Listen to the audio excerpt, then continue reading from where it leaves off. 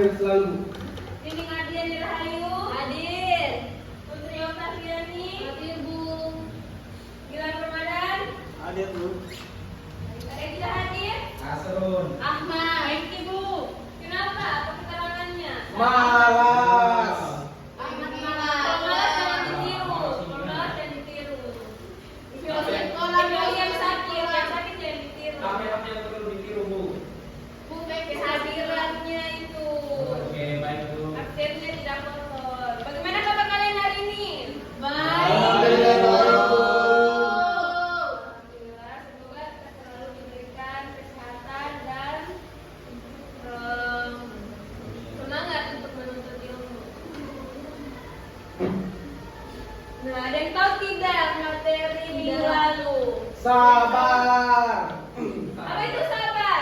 Menahan diri.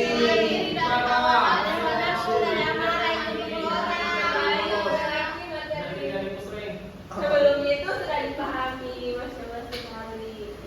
Jadi hari ini kita akan belajar tentang perbankan syariah. Sebelum kita masuk ke materi, Ibu akan sampaikan tujuan pembelajarannya.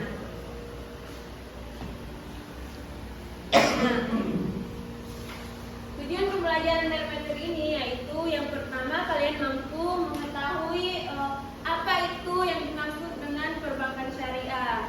Lalu kalian mampu menguraikan sejarah perkembangan syariah di Indonesia. Yang ketiga, kalian mampu memahami dasar hukum perbankan syariah. Yang keempat, kalian mampu menjelaskan kegiatan dan akad dalam bank syariah. Dan yang kelima, kalian mampu menganalisis hikmah dan manfaat bank syariah. Inilah tujuan pembelajaran yang harus kita capai. Nah, adapun penilaiannya itu ada dua penilaian, ada penilaian individu dan penilaian kelompok. Penilaian individu ini dilihat dari keaktifan, kemampuan memahami materi, kemampuan menjawab pertanyaan. Sedangkan penilaian kelompok itu dilihat dari keaktifan satu diskusi, dilihat dari bagaimana hasil diskusinya. Jadi itu penilaian yang akan dinilai. Nah, kita masuk pada materi pertama, yaitu pengertian perbankan syariah. Jadi perbankan syariah ini merupakan lembaga keuangan yang menjalankan kegiatan usahanya berdasarkan prinsip-prinsip syariat Islam seperti keadilan, kejujuran, transparansi, kemaslahatan. Nah, perbankan syariah ini tidak menggunakan sistem bunga atau bagi hasil, melainkan menggunakan sistem jual beli, sistem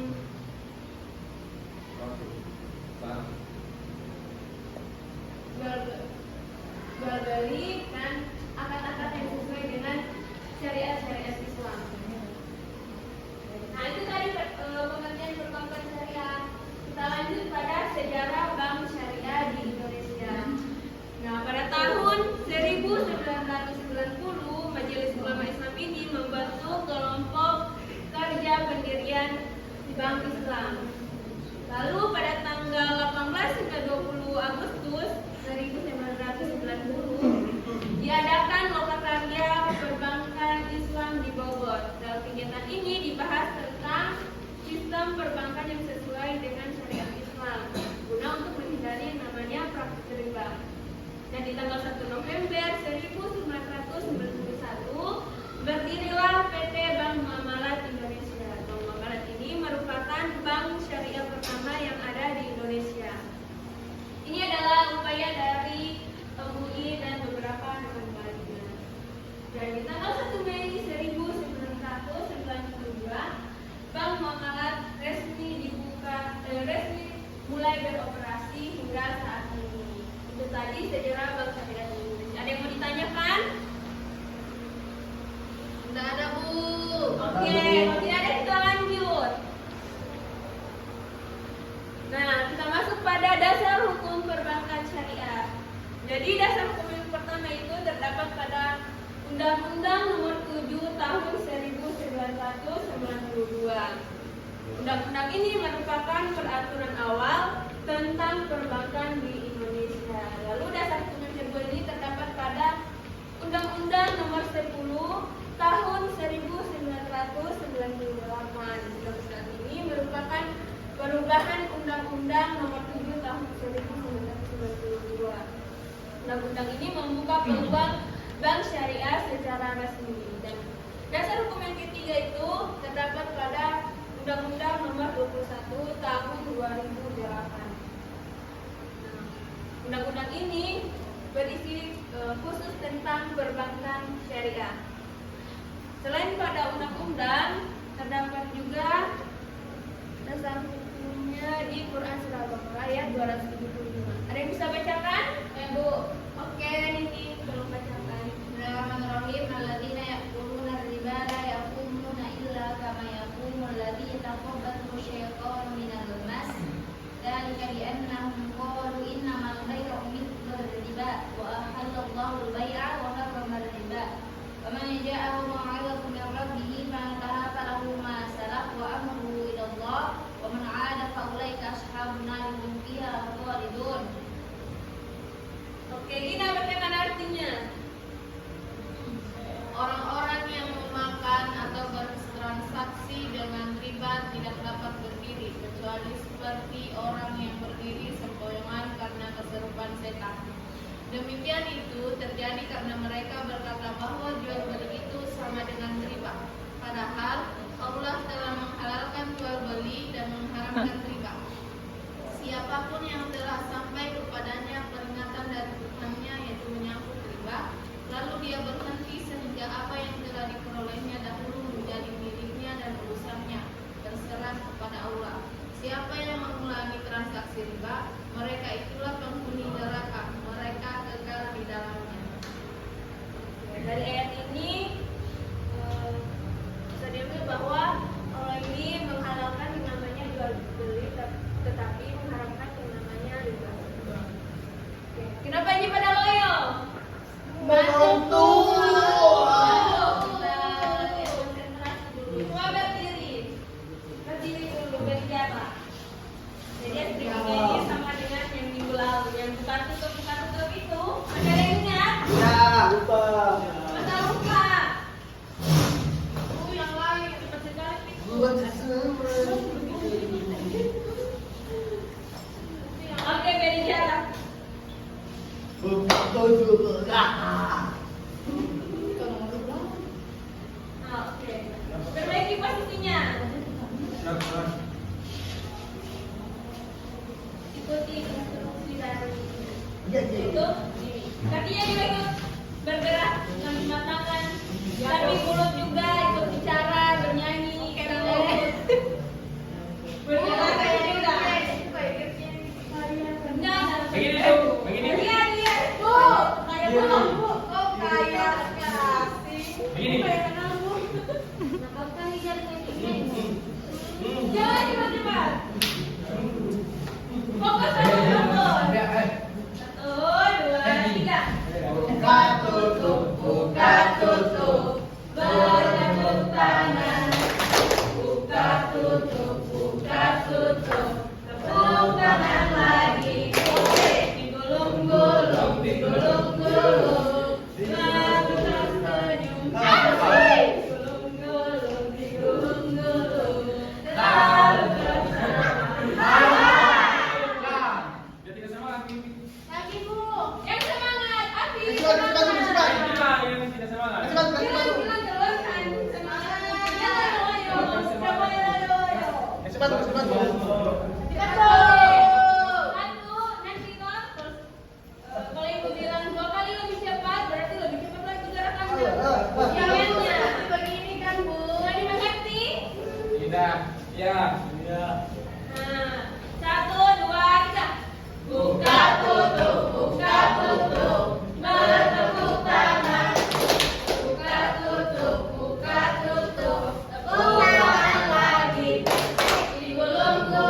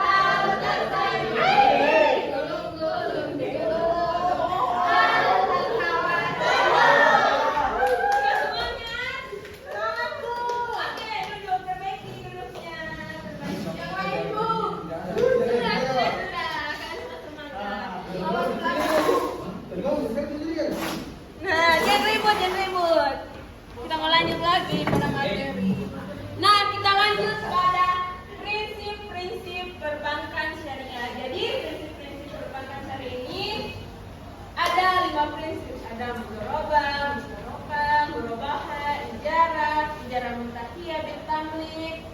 Jadi kita akan bahas satu-satu. Yang pertama itu ada mudharabah. Mudharabah ini berarti bagi hasil antara pemilik modal dan pengelola usaha. Nah, musyarakah ini berarti kerjasama antara dua pihak atau lebih. Yang ketiga ada mudharabah. Mudharabah ini berarti jual beli dengan keuntungan yang disepakati di awal. Ijarah ini berarti sewa barang atau jasa tanpa perpindahan kepemilikan. Dan yang kelima ada ijarah mutakhiyah bil tamlik, yaitu sewa yang diakhiri dengan perpindahan kepemilikan. Ada yang ingin ditanyakan? Ada yang mau ditanyakan? Soal prinsip perbankan syariah? Ada? Siapa? Oh, bilang. Mudharabah. Nah, contoh dari mudharabah ini misal Gilang mau buat usaha tapi terkendala oleh dana. Lalu bank ini memberikan Gilang dana. Lalu Gilang membuat usaha dan mengelolanya. Ketika usaha itu berjalan, mendapatkan hasil keuntungan, maka keuntungan itu dibagi dua, dibagi pada Gilang dan juga bank. Nah, jika terjadi kerugian, maka kerugiannya itu akan ditanggung bank juga. Ada yang mau tanya, bagaimana pembagian untung dan rugi? Pembagian untung dan rugi itu sesuai akad yang sudah disepakati di awal. Jadi tergantung dari mereka. Nah, sudah dipahami? Bagaimana Gilang? Sudah paham? Yang lainnya? Yang lainnya? Sudah paham? Kalau sudah paham, itu Dikasih paham. Kelas 8 kita lanjut balik. Kegiatan utama Bank Syariah. Jadi Bank Syariah ini memiliki 3 kegiatan utama. Ada yang pertama ada menghimpun dana. Kedua, Bank Syariah ini menyalurkan dana. Lalu Bank Syariah ini memiliki jasa pelayanan. Nah, kita bahas satu-satu tentang menghimpun dana.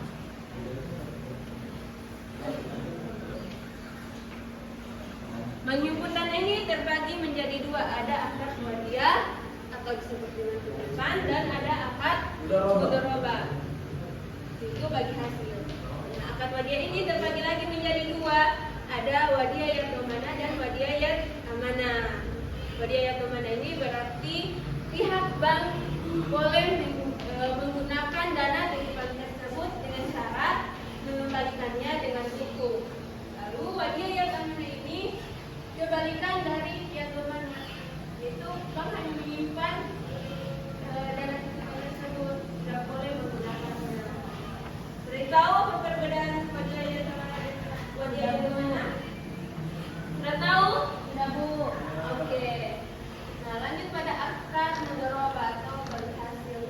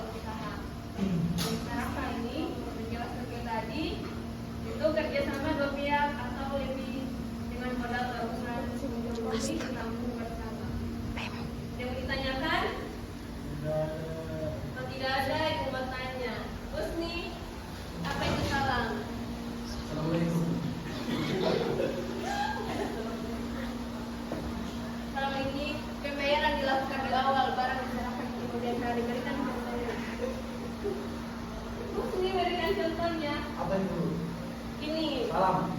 Pembayaran dilakukan di awal, barang diserahkan di kemudian hari. Misal Bu, contoh sepsan barang lah toh. Itu dia nggak bisa COD, harus transfer misal. Jadi saya bayar dulu lah barangnya. Tapi barangnya nanti tiba tuh 3 hari atau 4 hari atau misal kayak sistem PO lah toh. Pre-order, jadi kita order dulu barangnya, nanti barangnya baru tiba Bu. Oke, baik sekali jawabannya sudah betul. Dari apa suruh untuk Umi?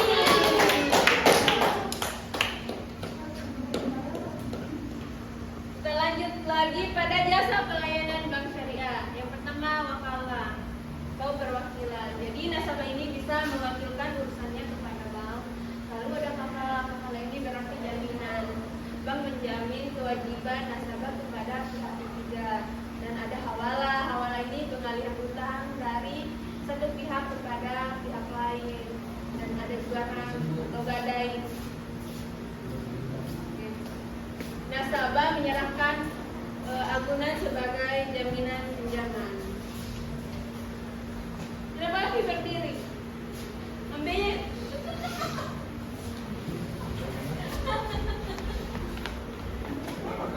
Kayaknya gini kan.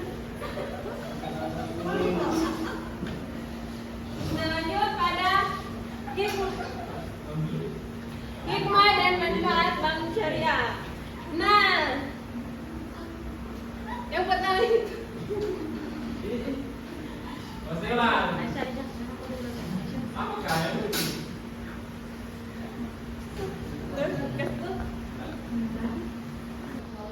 Nah, kita masuk pada materi yang terakhir, yaitu hikmah dan manfaat bank syariah. Yang pertama itu terhindar dari riba. Kenapa terhindar dari riba? Karena sistem tanpa bunga ini menghindari kezaliman ekonomi.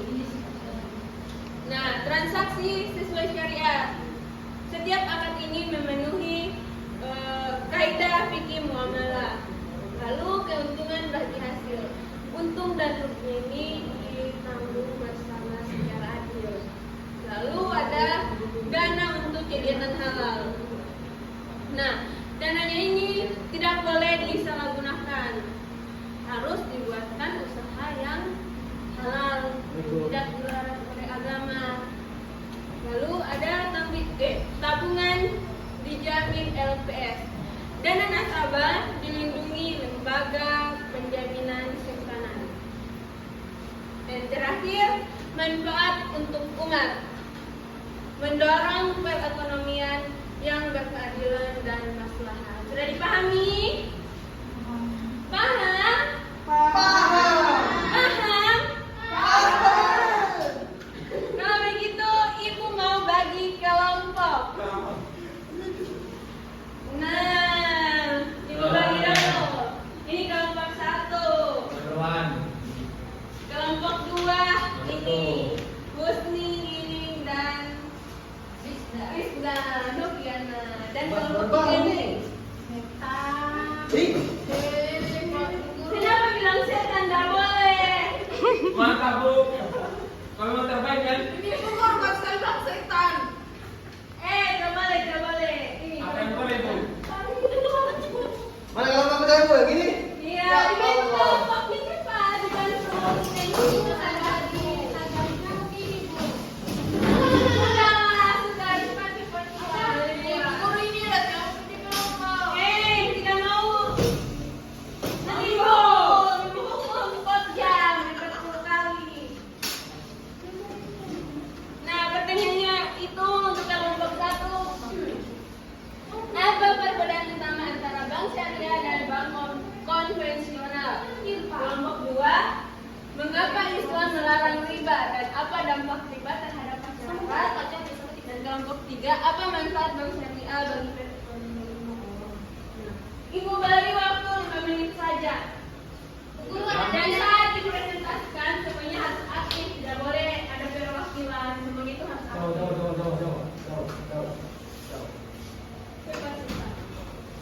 Nanti yang aktif Ibu kasih hadiah. Hadiahnya hadiah. Boleh Pak Bu? Bro.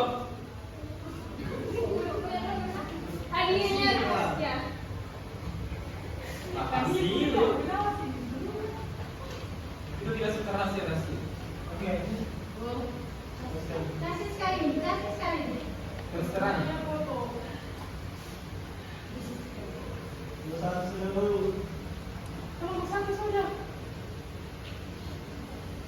Baik. Mana kalian cari Bu yang kita kelompok 2 kamu? Iya, ini kelompok 2, ini kelompok 3. Coba dikerjakan.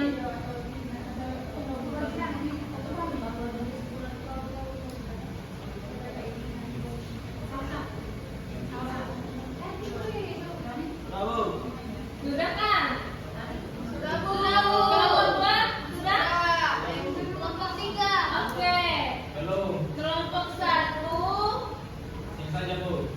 di depan. Tidak boleh di sini, di depan. Di sini saja Bu. Di sini aku yang atur. Kalian mengikut saja. Masya Tapi lagi Allah. kalian maju di depan. Bukan marah-marah ya aku nih. Ini bukan marah-marah, ini mendisiplinkan kalian. Sini. Oh, terbaik. Maju. Ada moderator. Semuanya harus aktif. Karena ini semua nilai. Yang tidak bicara tidak ada nilainya. Baik, Assalamualaikum warahmatullahi wabarakatuh. Berdiri baik-baik. Baik, baik. Harus rapi. Kami dari kelompok 1 akan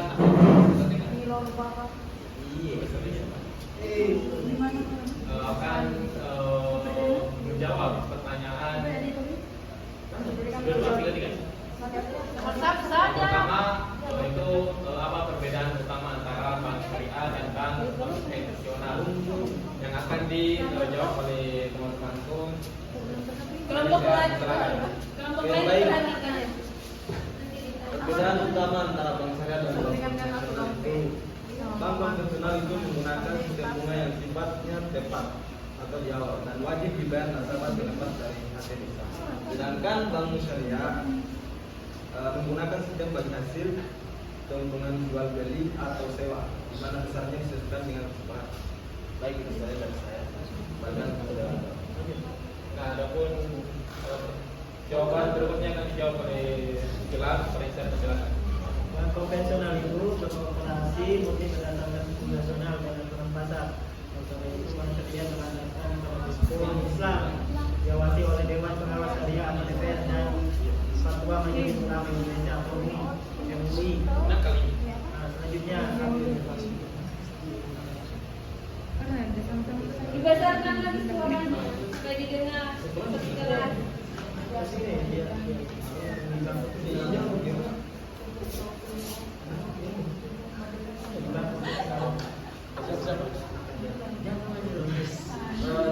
Di bank konvensional nasabah diposisikan sebagai pinjam dan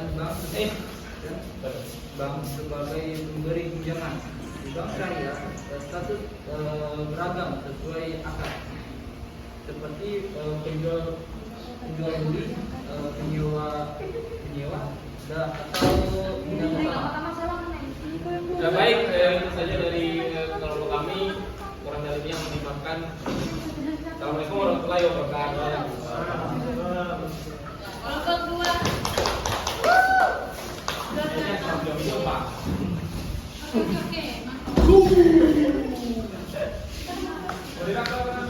Bismillahirrahmanirrahim. Assalamualaikum warahmatullahi wabarakatuh. Oke teman-teman, kami dari kelompok 2 ada saya Osni Barak, ada Nina dari Terakhir dan ada satu lagi Rizka Mardiana. Oke teman-teman sekalian, kami telah mendiskusikan kenapa sih Islam melarang riba, ada nama dampaknya riba terhadap masyarakat. Dijawab oleh pertama Rizka, kita sambut dia. Iya.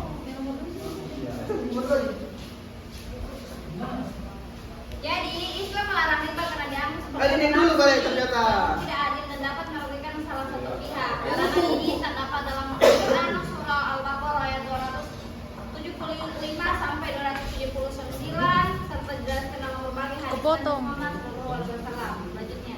Oke, selanjutnya ada Rizka, alasan Islam melarang riba. Yang pertama mengandung unsur kezaliman, kedua mengeksploitasi orang yang membutuhkan, ketiga bertentangan dengan prinsip keadilan dalam muamalah. Oke, selanjutnya. Ketimpangan ekonomi. Selanjutnya saya. Oke. Dampak dari masyarakat meningkatkan kemiskinan, memperlebar kesenjangan antara orang kaya dan orang miskin, menimbulkan kemusuhan antara yang saling tolong, menolong terciptanya sistem ekonomi yang adil, dan menyebabkan orang miskin melintir. Itulah presentasi dari kami. Kami kata kita syukur. Jumpa lagi. Assalamualaikum warahmatullahi Beri wabarakatuh. tepuk tangan dulu untuk kelompok 2. Silahkan kelompok 3 presentasikan hasil diskusinya. Mas, yang apa ibu berikan hadiah? Hadiahnya itu rahasia.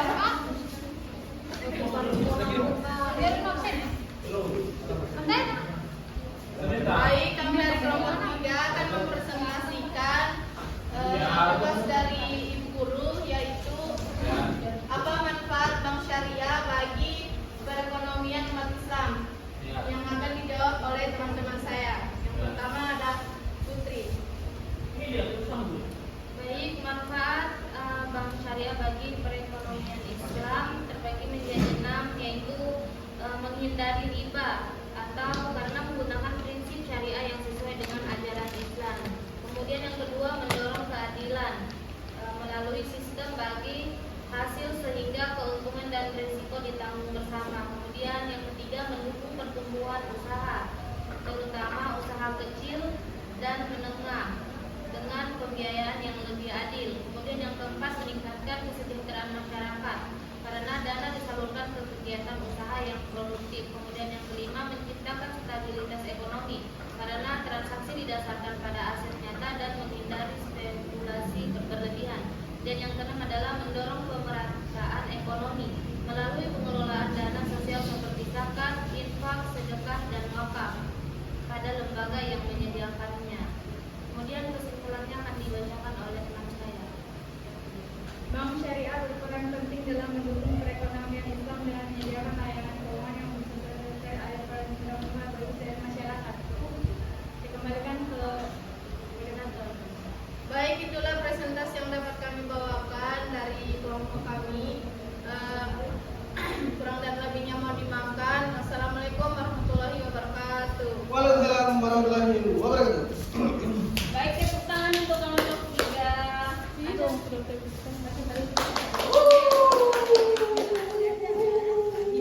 hasil diskusinya sudah bagus, harus dikembangkan lagi. Nah, sebelum ibu tutup, ada yang mau bertanya? Tidak ada. Kalau tidak ada, dirapikan kembali tempat duduknya. Rapikan kembali. Itu ayo. Kursinya.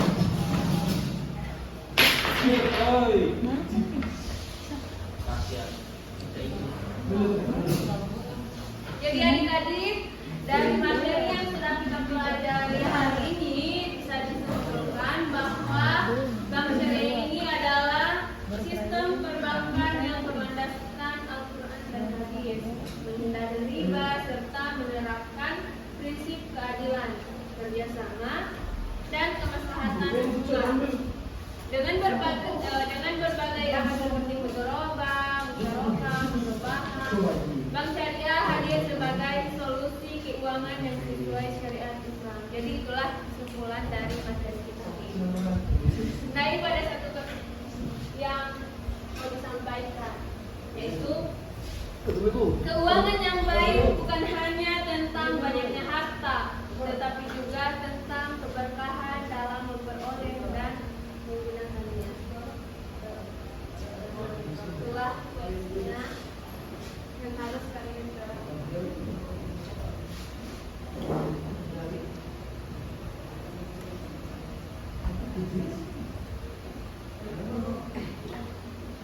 Baik, terima kasih untuk adik-adik. Ibu tutup dengan ucapan hamdalah.